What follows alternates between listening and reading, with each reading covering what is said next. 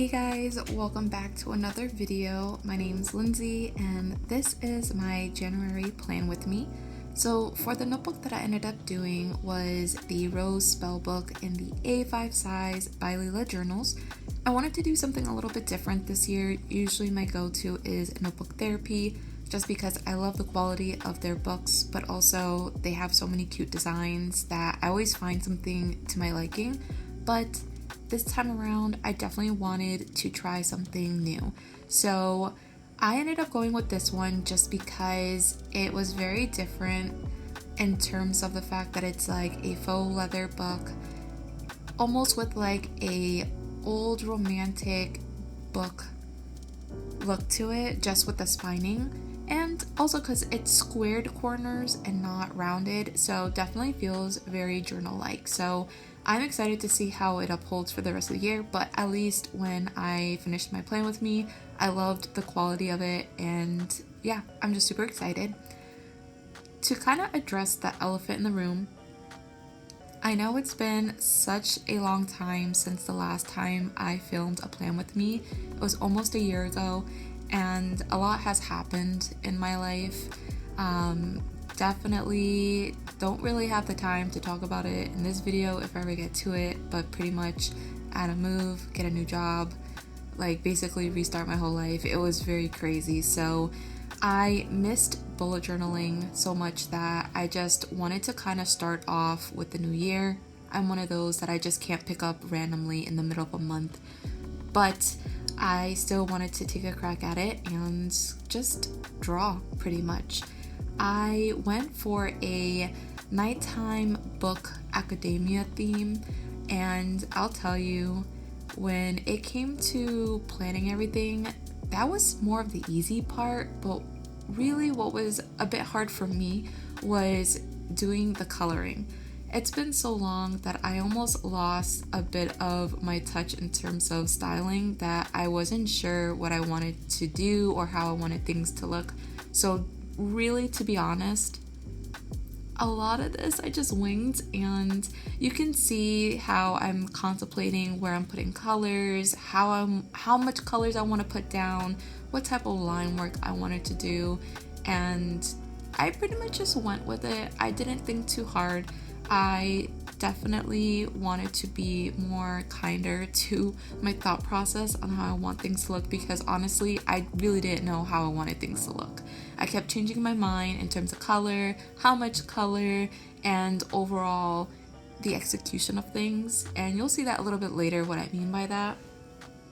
But if you're curious as to what type of materials I'm using this time around, definitely my tried and true Tombow Fudenosuke brush pen. Love it. I love it just because it gives different strokes, thicknesses, and thinness, that it gives it a little bit more of a cartoony, draw heavy, unstructured look, which I really do love with certain themes. And then instead of using my Tombow markers, because unfortunately my go-to colors are somewhere in my storage unit, I ended up using these markers. I don't know the name off the top of my head, but I'll list everything down below.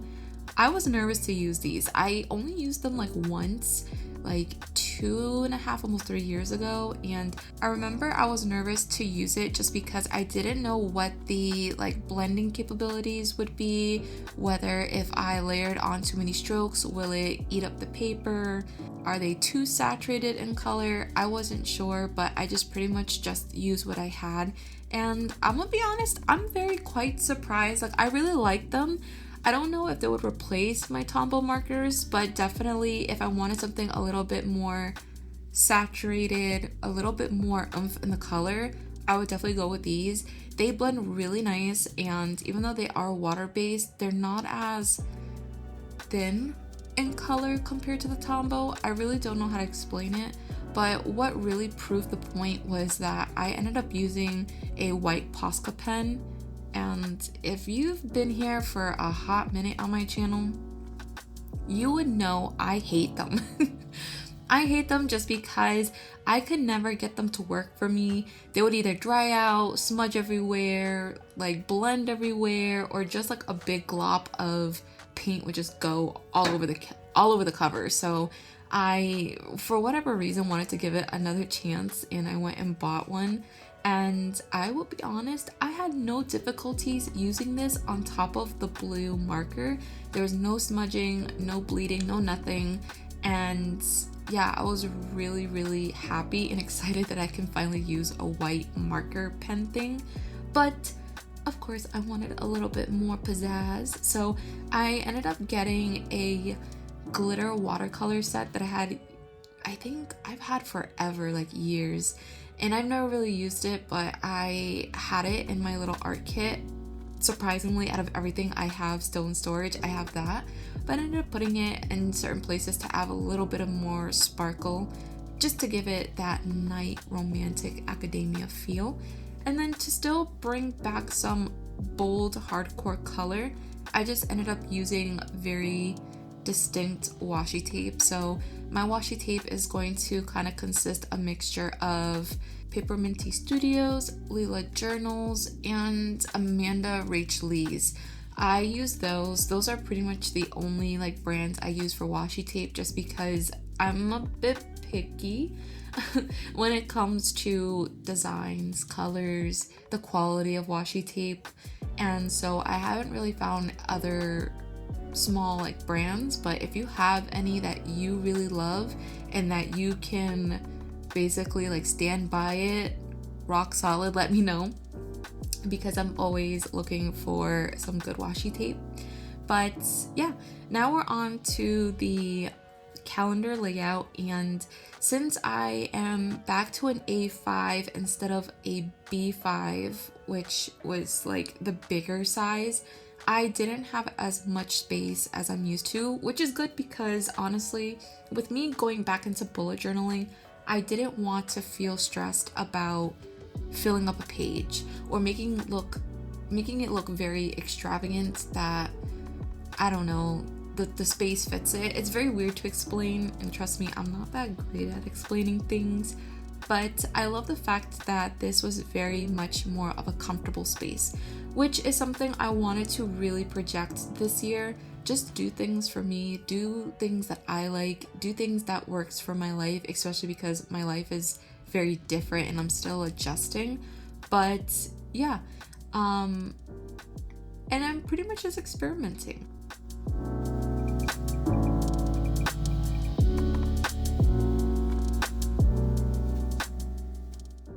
A few things I did wanted to try was actually using my rubber alphabet stamp set. I think that it would have looked really amazing and very on, I guess, brand to like that academia look, but I didn't have them. I thought I had them in my art cart, but just like with half of my supplies, they are in my storage unit. So I actually had to improvise, and that's why I was very unsure of how I even wanted to do the title for anything. But I really like the fact that I was able to utilize the title to give a lot more color to this spread. And I mean in all of the spreads that I end up doing, just because I am someone who really loves neutrals. I love earth tones, beiges, creams, anything of the sort, but sometimes it can look a little too monotone or lacking. So having these rich colors like the jewel tone red, the very like neutral gray slate blue, and some pops of green actually help pull everything out. So I really like the fact that when you don't have your supplies and you feel like your first option is out the window, don't worry, there's always option B, C, D, E, F, G, and then some. But I was really happy how everything turned out, and especially because originally this theme was not meant to be an academia like nighttime aesthetic. It really was inspired by these, like, at first I kept calling them vintage glass lamps that you would see, and surprisingly they actually do have a name and I learned the name like halfway through when I was planning this. But yeah, they're called Tiffany lamps. So they are glass stained and they come in different like patterns, shapes, colors. It just looks very, vintage, which I wasn't really gonna go for, because to do a vintage theme, there's so many different concepts of what someone may think vintage is that sometimes it just isn't executed correctly, and I was afraid that that was going to be the case. So I was just trying to figure out what makes sense to have a lamp anywhere in any space. And so I was thinking, and I know this has no relevance, but I was thinking like Harry Potter, the first movie, like when they're in the library or study hall and it's very dark but cozy, there's books, there's lamps, there's just wooden desks everywhere. I don't know, I loved that, and I tried to kind of encapsulate that in my theme, but in my own way. So I really love how it did turn out, and I just had fun. I did use some reference photos off of Pinterest just because I didn't even know what the name of this lamp was, and there was just so many different variations that I felt comfortable being able to be inspired to have different looks, because I didn't want the same lamp and like the same spreads, because to me then that gets boring, and I want something that just screams fun, screams like I want to look at it every single day and not be bored.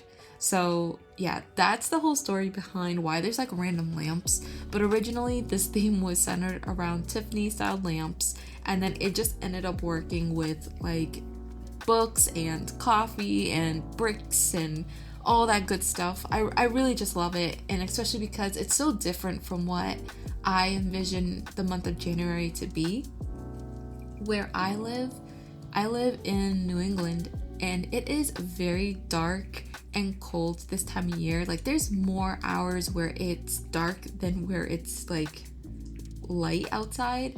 So I didn't want to do a winter theme. I didn't want to do a like necessarily a blue theme, but I wanted something cozy, and I really loved how this just pulls off.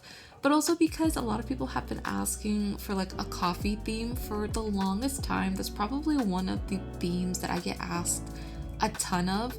But I had already done a coffee theme for my September Plan With Me, I think like 2 years ago. And I do love it. Don't get me wrong, I really do love it. But it wasn't truly what I was going for, and I'm afraid that if I do like another coffee theme, I don't know how I really want to execute it, and I'm so afraid of me going into it and then it turning so bad that I'm like, I don't even want to look at it. So if you guys, I can't believe I'm gonna say it, if you guys are still interested in a coffee theme, let me know, because I may be able to think of something to do that. I don't know. I just always like think too far mentally, like with my designs, that when I try to put it down on pen and paper, it just never truly gets what I'm envisioning. So yeah, we'll see how it goes. But if you want a coffee theme sometime this year, let me know in the comments down below, and if people really like it, then maybe I'll do it.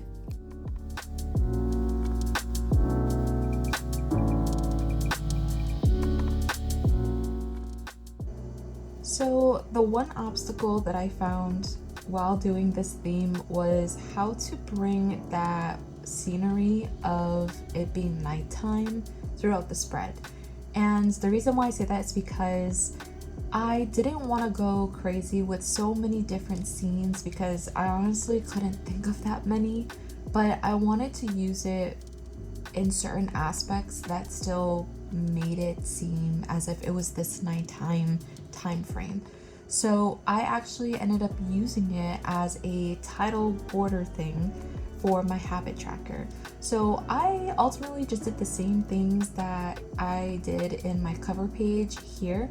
So I made the word habits with that same red bubble letter and outlined it with my Tombow Fudenosuke pen, and had it being enclosed by the brick, which has warm browns, a grayish brown, and like a mustard yellow.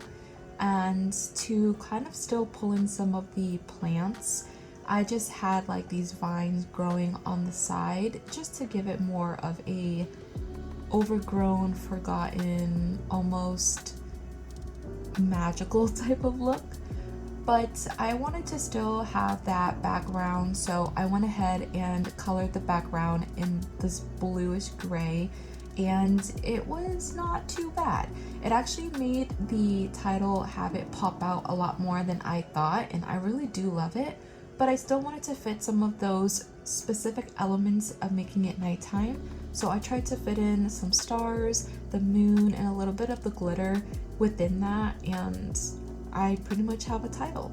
Since I have it really glamorized, at least to me, I wanted to have a little bit of that still within the spread itself. So when it came to my habits, I just did it in this very horizontal tracker style where I have 16 squares because there's 31 days within the month, and I wanted just more of that richness, so I went ahead and colored in each of the squares some of the core colors that is in the theme.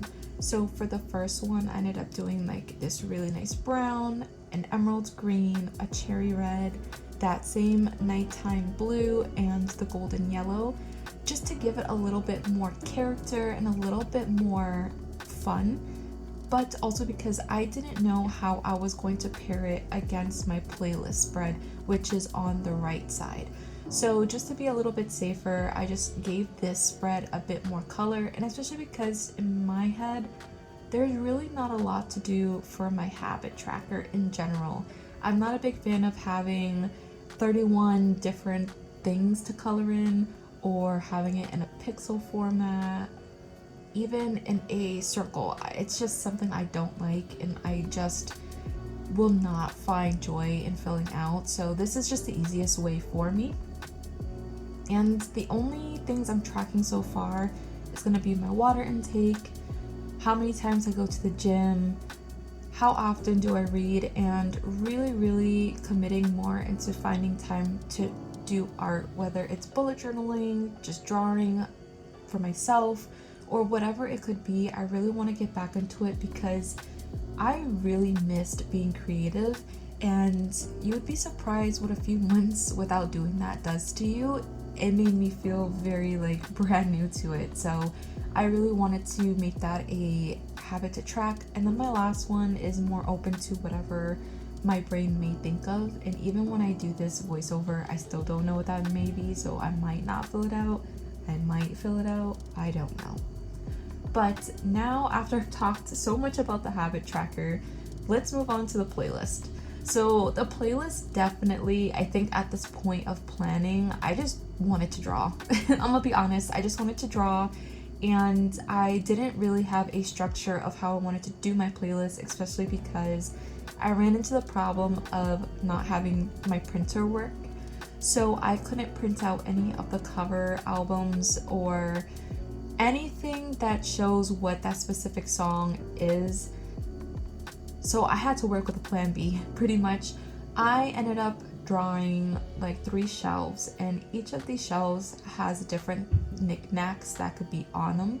So I ended up drawing just random things that I feel like you could find in some sort of overgrown academia environment. So I had, of course, put a whole bunch of books. I also went ahead and just added a little bit more plant elements, just because at this point I was running into the issue of there not being enough green color in the spread. It was definitely very neutrals, the red, the blue, and the yellow. I needed to bring the green some way, somehow, so I incorporated different ways of having plants. One of them was having like roses in a glass bottle, another one was just having a potted plant, and then I actually utilized a different format of the Tiffany lamp, but this time I made it a little bit more of like a teardrop look. I mean, there's just so many different variations that you definitely cannot go wrong. But yeah, this probably took the longest out of everything just because of the different elements, but I'll be honest, I loved how everything came out. I have always felt very weird about overdrawing little elements like this because I always felt as though it made the page way too inconsistent, meaning like there's really not a lot of cohesiveness, and it's just too much color being implemented that there's really no color palette. And that's something that I've always ran into with the years that I've done bullet journaling, but this is the first time I actually got it right in terms of what looks good for my brain and for my craziness.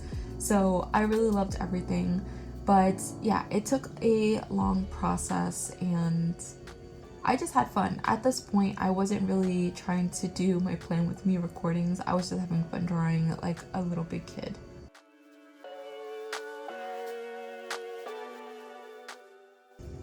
Okay, and after so much talking, because I know this video is so long and I'm not used to it, we're at my first weekly spread.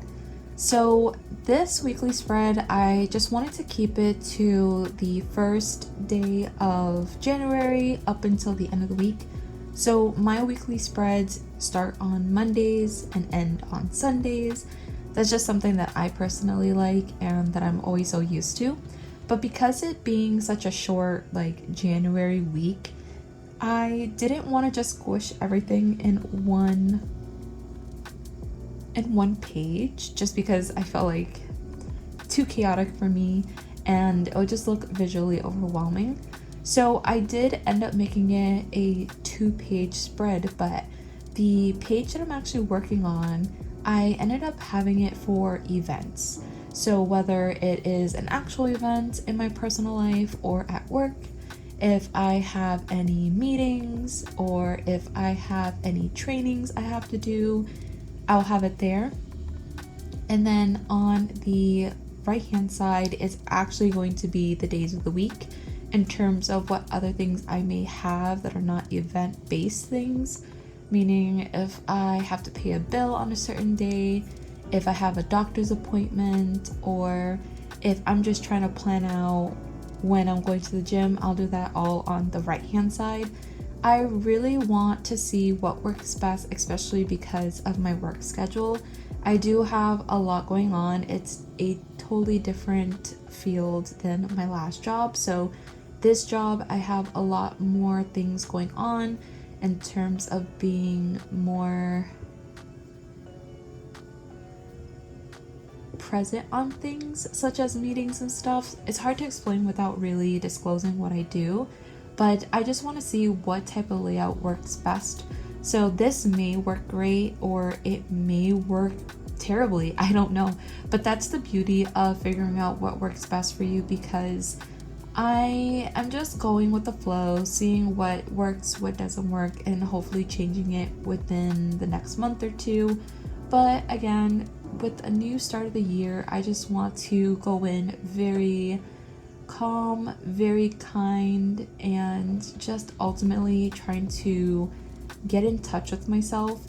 I'll be honest, the months that I haven't posted anything on my channel, I have not used my bullet journal.